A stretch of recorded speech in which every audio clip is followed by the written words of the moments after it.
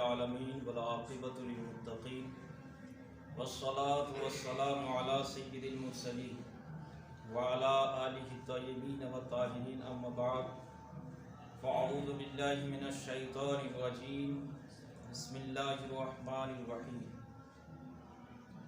अला इन्ना औलिया अल्लाहि ला खौफुन अलैहिम व ला हुम यहज़नून अल्लज़ीना आमनू व कानू यत्तक़ून सदक़ल्लाहुल अज़ीम व सदक़ रसूलुहुन नबियुल अमीनुल मतीनुल करीम बिबरकति बिस्मिल्लाहिर रहमानिर रहीम इन्नल्लाहा व मलाइकतहु युसल्लूना अलन नबी या अय्युहल्लज़ीना आमनू सल्लु अलैहि व सल्लिमू तस्लीमा अल्लाहुम्मा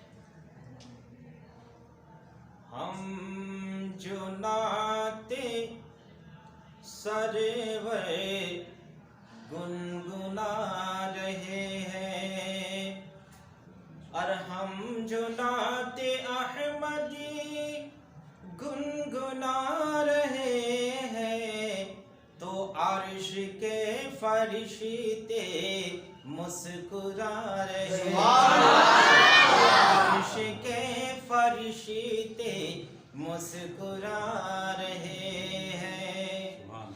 है आशिकान अहमद के लिए ये पुल पर, है आशिकान अहमद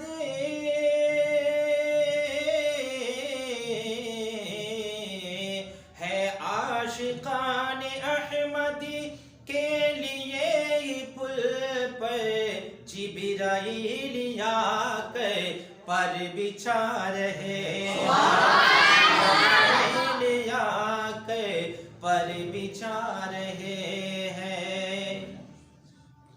और है शेख कलीमी के करम का सदका, और है दूल्हा कलीमी के करम का सदका, है शेख कलीमी के करम का सदका कि हर जगह रफीक जगमगा रहे, हर जगह रफीक अब जगमगा रहे हैं। हम जो नाते अहमद गुनगुना रहे हैं। मेरे दोस्तों, मामूल के मुताबिक चंद अशार नाते नबी के हमने आपके हवाले किए। अब मैं अपनी मौजू की तरफ लौटता हूँ। आज की इस मुक़द्दस रात में आज मैं आपको ले चलता हूँ ख्वाजा अजमेरी रदी अल्लाह ताला अन्हु की बारगाह में, क्योंकि ख्वाजा अजमेरी रदी अल्लाह ताला अन्हु इनका उर्स बहुत ही अनकरीब आने वाला है, जो कि मंगल के रोज़ मनाया जाएगा। और मंगल को हज़रत ख्वाजा गरीब नवाज रदी अल्लाह ताला अन्हु का उर्स है। उस दिन फातिहा खानी हम तमाम लोग इंशाअल्लाह ताला करेंगे। उससे कबल आज चंद बातें मैं आप लोगों के सामने रखूंगा इंशाअल्लाह ताला। मोमिनों का दिल तड़प उठेगा। बोलिए सुभान अल्लाह, एक बार और बोलो सुभान अल्लाह, मचल के बोलो सुभान अल्लाह। तवज्जो के साथ सुनो, अल्लाह अल्लाह। आज की रात कितनी प्यारी रात है, आका की बात है, ख्वाजा की बात है। लोगों अल्लाह अल्लाह मेरे ख्वाजा को, गरीब नवाज को अल्लाह के प्यारे हबीब जनाब मोहम्मद रसूलुल्लाह ने सुल्तानुल हिंद बना करके भेजा, विलायत हिंद दे करके भेजा। मोइनुद्दीन जाओ जाओ, अरे हिंदुस्तान में जाओ। हिंदुस्तान में आज शैतानियत बढ़ गई है, वहां लोग इस्लाम से दूर है, आका की सुन्नत से दूर है, कुरान के दर्स से दूर है। ऐ मोइनुद्दीन तुम्हें ये जिम्मेदारी दी जाती है, जाओ जाओ हिंदुस्तान के लोगों को कुरान सिखा दो, आका की सुन्नत सिखा दो, मौला की बात सिखा दो। आमिना के लाल ने जब मोइनुद्दीन से कहा, ख्वाजा गरीब नवाज सोचने लगे, अल्लाह हिंदुस्तान तो हमने देखा नहीं है, जाए तो कैसे जाए, किस रास्ते से जाए। लेकिन मोइनुद्दीन के दिल में आया, मेरे मुस्तफा ने फरमाया मुझे चल पड़ना चाहिए, मुझे निकल जाना चाहिए, हिंदुस्तान के लिए रवाना हो जाना चाहिए। मेरे ख्वाजा गरीब नवाज अल्लाह पर भरोसा करते हैं और निकल पड़ते हैं। लोगों जब आप तन्हा निकले, उनके साथ लोग होने लगे, एक आया, दूसरा आया, तीसरा आया, 10 लोग हो गए, 20 हो गए, 30 हो गए, 39 लोग उनके साथ हो गए। लेकिन मेरे दोस्तों और बुजुर्गों, रास्ते में रात हो गई, एक जगह ख्वाजा ठहर गए, गुलामों से कहा यहां ठहर जाओ, आज हम चिड़िया का शिकार करेंगे, यहाँ खाना पकेगा, यहाँ खाना पका करके खाएंगे, फिर सुबह की नमाज होगी और नमाज के बाद रवाना होंगे। बोलो जिस जमीन पर ठहरे हैं वो एक नवाब की जमीन थी। ऐ लोगों, किसी ने नवाब से जाकर के कहा, ऐ नवाब, जहां आप तफरी करने के लिए जाते हैं, जहां आप मौज मस्ती करने के लिए जाते हैं, दिल बहलाने के लिए जहां जाते हैं, उस जगह को कुछ फकीर लोगों ने गंदा कर दिया, वहां आकर के डेरा डाल दिया है, जाओ उनको वहां से भगाओ, नहीं तो तुम्हारी वो जगह, वो सुंदर सी जगह, वो पार्क जैसी जगह बर्बाद हो जाएगी। वो नवाब आता है, घोड़ा लेकर के आता है, वो बड़ी तेजी से आकर के कहता है, मोइनुद्दीन बता तू कौन है, कहां से आया, तुम्हें आने की इजाजत किसने दी, तुम क्यों आए हो? ये मेरे घूमने की जगह है, तफरी करने की जगह है, ये जगह मेरे लिए खास है, यहाँ किसी रियाया को इजाजत नहीं कि यहाँ तफरी करे, यहाँ डेरा डाले, यहाँ से चले जाओ, नहीं तो मेरे सिपाही आएंगे, तुम्हें सजा देंगे, काटेंगे, मारेंगे, यहाँ से निकल जाओ। ख्वाजा गरीब नवाज ने कहा, ऐ तेवर दिखाने वाला, जरा घोड़े से उतर जा, जमीन पे आ जा, फकीरों की सफ में आकर के बैठ जा, ये गोश्त बन रहा है, जरा हमारे हाथों से पका हुआ गोश्त खा ले। नवाब सुनने के बाद वो उतर जाता है और इंतजार करने लगता है कि कब गोश्त भुना जाए कि हम वहां से खाए। जब उन्होंने गोश्त भून करके ख्वाजा गरीब नवाज ने नवाब को दिया कि लो नवाब खा लो, तुम तो नवाब हो, महलों में खाते हो, शीश महलों में रहते हो, बिल्डिंगों में ऐश करते हो, लेकिन फकीरों के पास क्या मजा है देख लो। बोलिए ख्वाजा गरीब नवाज ने अपने हाथों से, ए लोगों तवज्जो के साथ सुनना, एक बोटी उठाई और कहा नवाब कहो बिस्मिल्लाह और अपने मुंह में डालो। नवाब ने कहा बिस्मिल्लाहिर्रहमानिर्रहीम, अपने मुंह पे डाला, ज्यों ही मुंह पे डाला, अल्लाह अल्लाह, रावी कहते हैं कि नवाब का मुंह में नवाला डालना ही था कि उसकी दुनिया बदल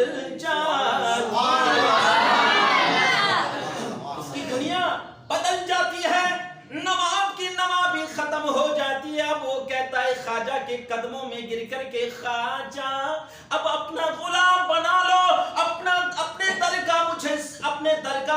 अपने दर की गुलामी दे दो, अब मेरी नवाबी गई, मैं नवाबत ना करने वाला, आज से मैं फकीर हूँ, अपना गुलाम बना लो। ख्वाजा गरीब नवाज ने कहा बताओ तो नवाबी कहाँ गई, तुम्हारा वो तेवर कहाँ गया? उन्होंने कहा कि ख्वाजा शीश महलों में जो मजा नहीं वो फकीरों की चटाई में है।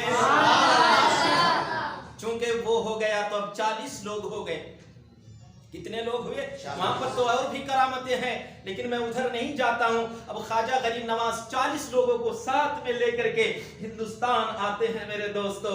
हिंदुस्तान आने के बाद राजस्थान के इलाके में जब वो आते हैं तो राजस्थान में आने के बाद मेरे दोस्तों और बुजुर्गों यहां पर बहुत बड़ा मामला हो जाता है।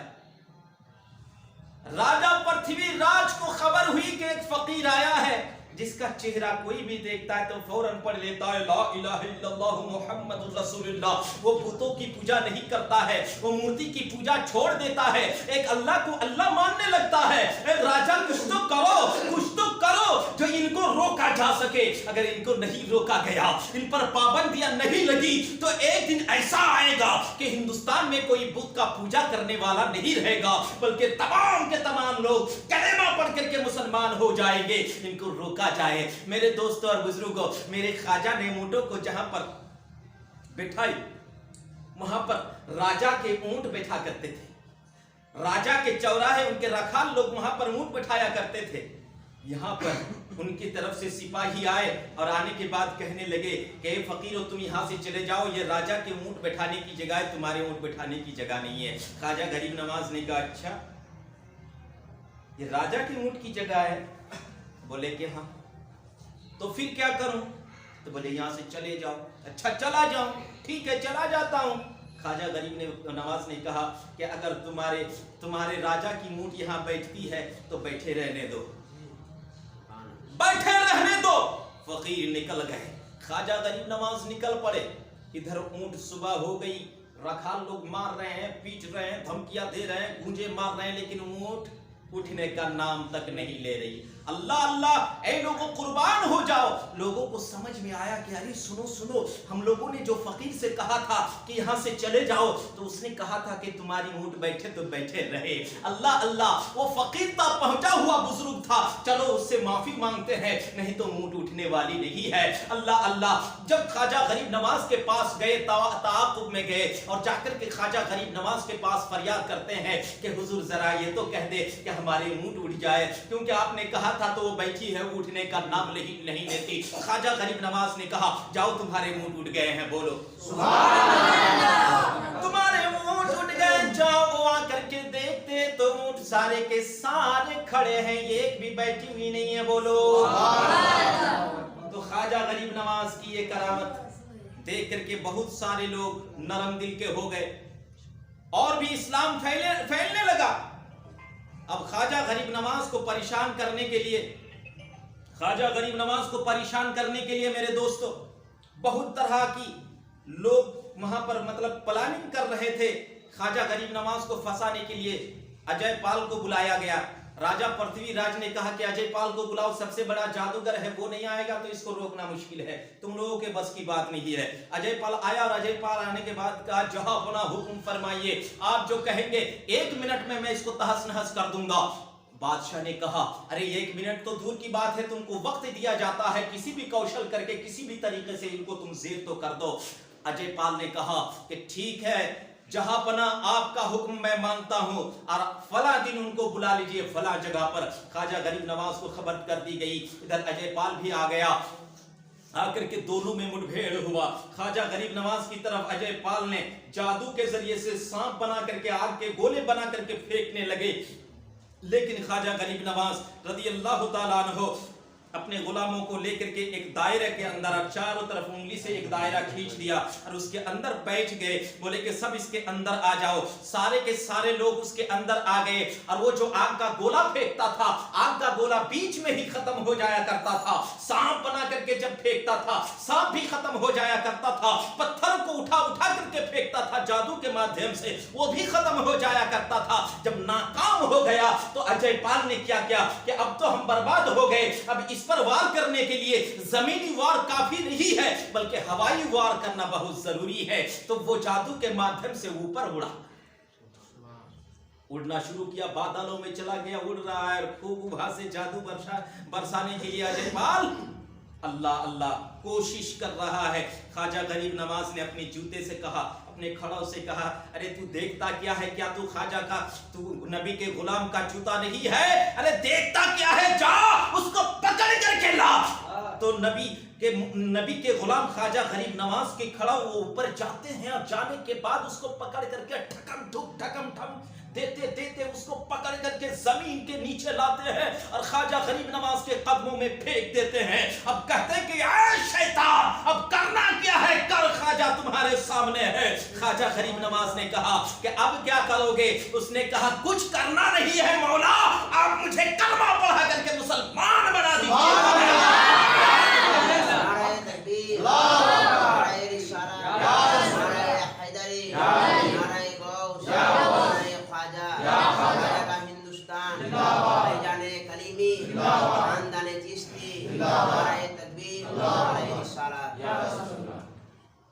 तो चुनांचे वो गोया के एक बांग्ला शायर ने कहा है, गोया के वो अजय पाल उस वक्त ख्वाजा की गुलामी इख्तियार करता है और कहता है,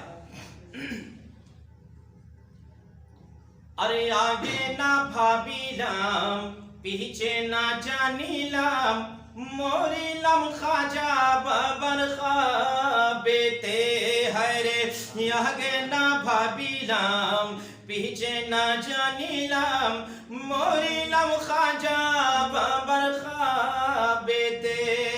अरे प्रीति आरती प्रीति शिरती, अरे प्रीति शिखाया गेलन छाड़िया, अरे कुंदेश गेले पाव मोरा, कुंदेश गेले पाव मोरा, ख्वाजा बाबर देखा रे हाय, आगे न जानीलाम पीछे न भाबीलाम, मोरीलाम ख्वाजा बाबर बेते। अब दीवाना की बोलছেন সুবহানাল্লাহ, একটু ধ্যান দিয়ে শুনবেন। বলছেন আঙ্গুলো কাটায়া কলম বানায়া, নয়নের জল করলাম কালি রে হায়, আঙ্গুলো কাটায়া কলম বানায়া, নয়নের জল করলাম কালি রে।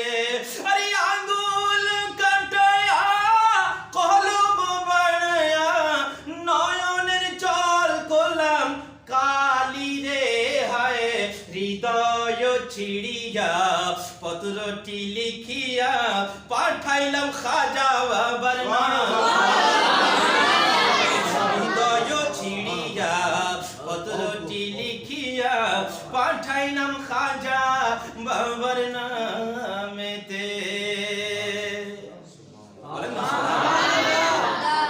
अब কবি আগে বলছেন, अरे ख्वाजा बाबा आज मेरे ते, ख्वाजा बाबा आज मेरे ते, फूल रोबा गीचा रे है, हर से फूल तुलिया माला वो गाथिया, से फूल तुलिया माला वो गाथिया, पढ़ाइलाम ख्वाजा बाबर जागे ना भाबीलाम पीछे ना जानीलाम, मोरीलाम ख्वाजा बाबर बेते। अजय पाल नबी पाक के भेजा हुआ ख्वाजा गरीब नवाज को अपना मौला मान कर मुसलमान हो गए, इस्लाम कबूल कर लिया।